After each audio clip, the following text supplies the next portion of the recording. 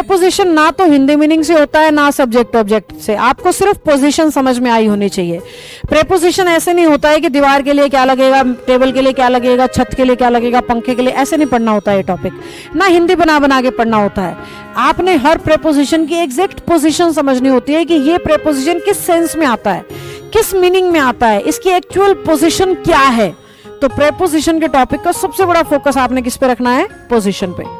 Paper में ये दो तरीके से आता है बेटा, एक तो आते हैं कॉन्सेप्ट्स, दूसरे आते हैं फ्रेजेस।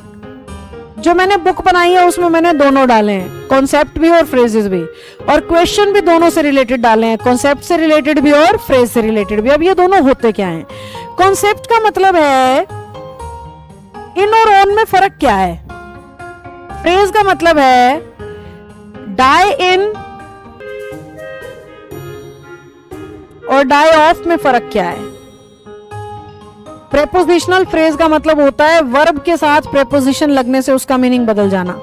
कॉन्सेप्ट का मतलब होता है कि इन की क्या पोजीशन है और ऑन की क्या पोजीशन है। जैसे इन की ये पोजीशन होती है और ऑन की ये पोजीशन होती है, बिल्कुल उल्टे हैं दोनों आपस में।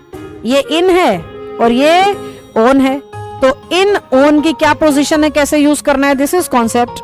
डाई इन आता है एक्सीडेंट में मौत और डाई ऑफ होता है जानलेवा बीमारी से मौत।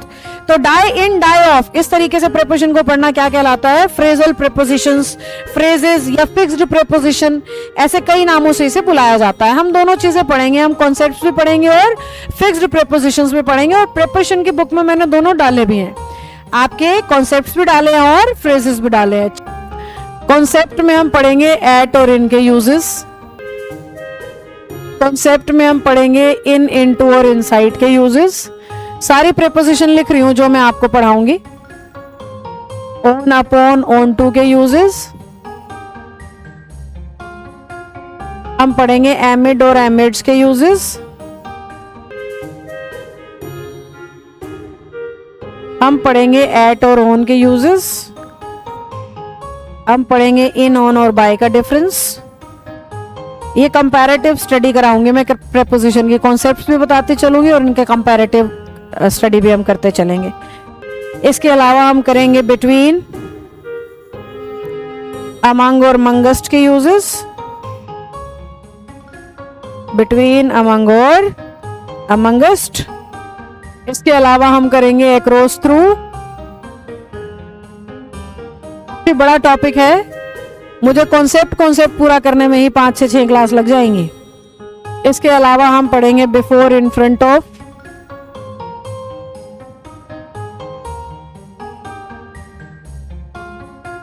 इसके अलावा हम कर सकते हैं अबव, ओवर, बिलो, अंडर, और हम कर सकते हैं, कौन सा नहीं लिखा मैंने, इन, ऑन और बाय लिख लिया, बाय और विद नहीं लिखा,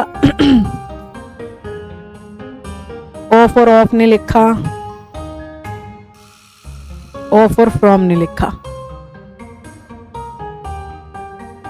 और भी कुछ प्रेपोजिशंस हो सकती हैं, अभी मुझे स्ट्राइक नहीं कर रही हैं दिमाग में। आपको कोई ऐसी प्रेपोजिशन लगती हो जो आपने कभी कहीं सुनी है, पढ़ी है, देखी है, पर इस्तेमाल करनी नहीं आ रही, तो आप मेरे से पूछ सकते हो।